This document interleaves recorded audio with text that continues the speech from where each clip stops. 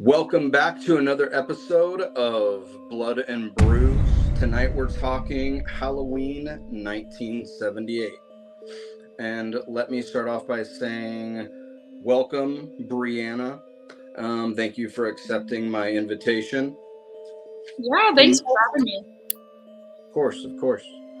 Can you tell me a little bit about your horror content / reviews and your business?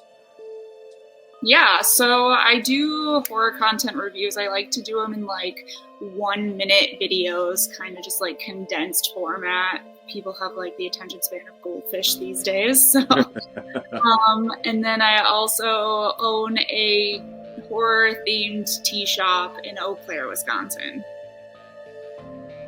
Awesome. No, so I've been following you on Instagram for a while. Super jealous you own your own business and stuff. I think that's super cool, super motivating to see someone be able to like break out and do their own thing. So props to you on that.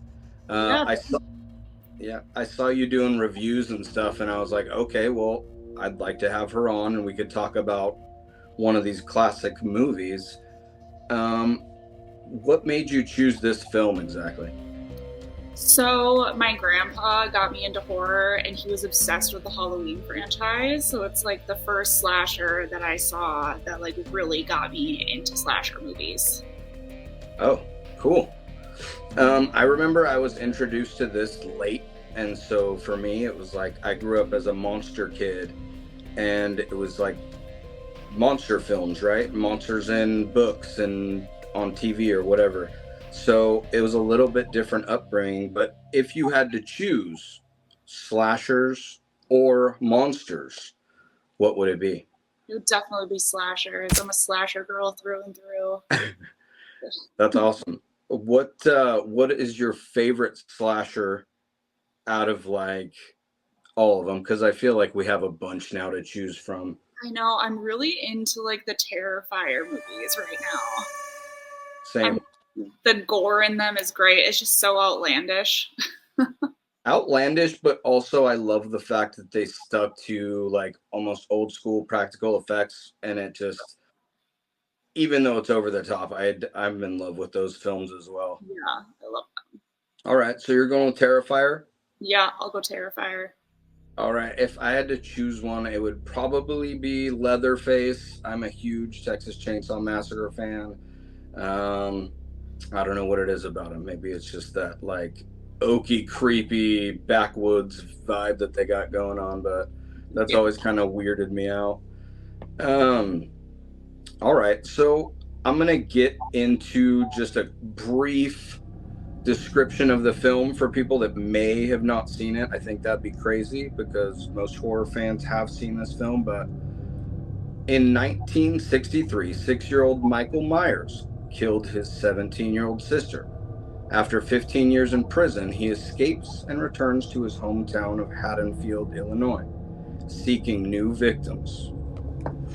Um, so are you more Team Michael Myers or Team Laurie Strode? I feel like you have to be rooting for one or the other. And these days, it almost seems like people are more leaning towards the killer than the actual like final girl. I would have to say Laurie, 100%. First of all, I love Jamie Lee Curtis just in general. And I don't know, I just really want her to win. And the fact that she's been in all of the movies, like after the fact, like most of them, and she's still kicking ass is pretty awesome. No, she's amazing. I completely agree with that. So are you drinking anything tonight? I'm just drinking tea right now. It is cold here. Okay, okay. Where I'm from in California, it's a little bit warm, so I'm drinking a beer. It's Disco Ninja. It's a hazy IPA from Revision Brewing. And this is one of the ones I've had on here a lot, so it's super delicious and I love it. And yes, this is my first beer of the day, so I'm not sloshed, guys. I promise. Um, so what do you think Michael Myers is? A psychopath, a supernatural being, or the boogeyman? Or something else? I mean, I don't know. They kind of leave you hanging, in my opinion. Right, right. I want to go with like psychopath because the murders that he committed were when he was a child, but also like he's almost impossible to kill for like a normal person. But I'm gonna have to go just a psychopath, a super strong, indestructible one. Right? That lasts so many movies.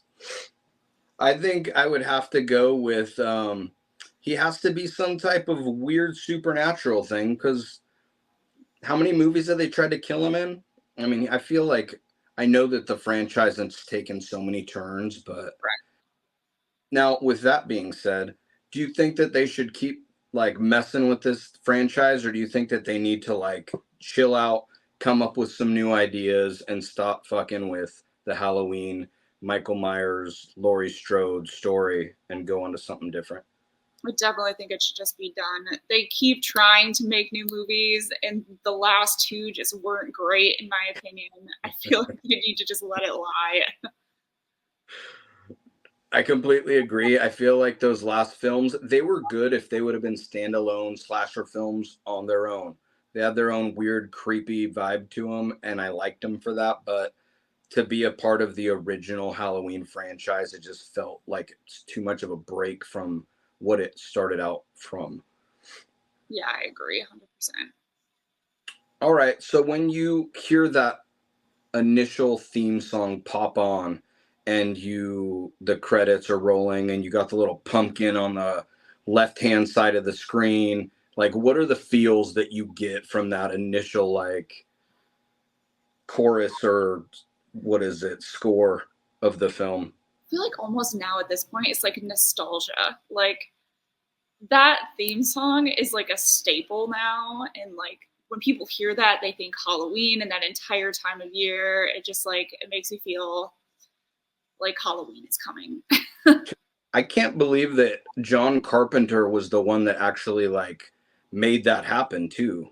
So Yeah. that was a trip to me that, and with the time frame that they made it sound, because I just watched the making of as well to revisit to do this, and I was just like, wow. So he actually made the music for this film, and he was saying when he took it to the people that were whatever putting it out, they said it wasn't even scary, but then when he put the music on, it like changed the whole tone of the film, and it kind of made me be able to see that like, yeah, I believe it.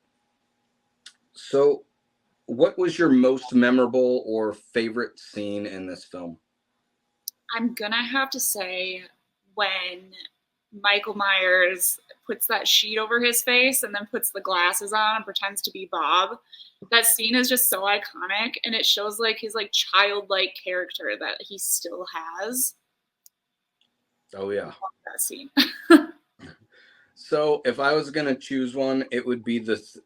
What led into that scene is where he stabs Bob through the chest, and Right. he's like just hanging there on the wall, Yeah. and Michael Myers is just staring at him, like almost confused, but almost like in like an I don't know, like he's trying to understand it, and it was just so weird. And they let it like kind of sit there for a while, right, where he's just staring at the body.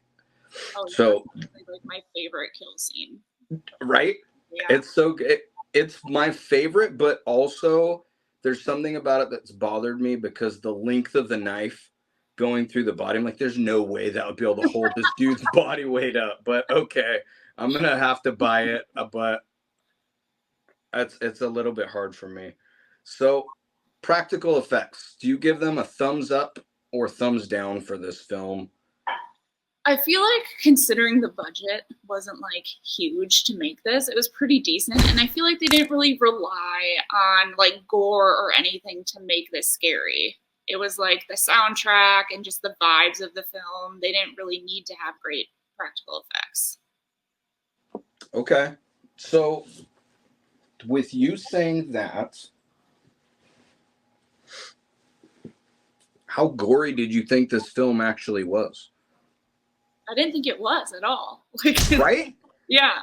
I mean, even the POV shots at the beginning, like when he kills his sister, I was kind of surprised that one that they didn't focus more on the blood and the gore in that scene. Like I feel like they could have like focused on it a little bit more. But yeah, I agree with you. It was not very bloody. It was kind of dry, but I mean, I feel like they showed enough blood to make it work, especially for that time era. What was it, 1978? So, yeah. So, ranking this film out of 10, what would you give it? It's so hard because like back then probably a 10, you know, Yeah. but Yeah. nowadays that would have ranked like a 6 or a 7. But just the fact that I have such an attachment to it, like in my brain, I'm like, this is a 10. This is definitely a 10. No, again, yeah, it has such a rich history and it came from almost nothing and nobody really expected to do that well and then it kind of blew up. I thought it's kind of got a crazy backstory. And you go into Spirit Halloween and it's like there's Halloween everything. They got like the shirts, they have the props, they have the masks, everything is still Halloween. So I don't know. I think it's really held up through the years, I guess you would say. Yeah, definitely. Yeah. It's still like one of my go-to horror movies to this day. If you could double feature this with any film at all, what do you think like a good double feature would be? Ooh, I feel like an obvious answer would be like Friday the 13th or something, but I don't know, maybe like Texas Chainsaw Massacre, just because it's not like a supernatural slasher, really, or The Town That Dreaded Sundown. Okay. Okay. Now, when you're saying a Texas Chainsaw Massacre, are you talking the original? The original, yep. The original? Okay. I would agree with that. I would also say the original Texas Chainsaw Massacre would be an amazing watch with that. Talking about the ending of the film when they're kind of going through the town and you hear the breathing through the mask as they're like showing the house that was closed down and that he used to live in. Like, what type of feeling does that give you as like a closure to this film? Um, I really liked it. I felt like it was leading into obviously another film. Like they did a good job at making you think there was definitely going to be more. Yeah, completely agree with that. And obviously, it went on to like, even though the people that made the film were like, we're not sure we want to make another one.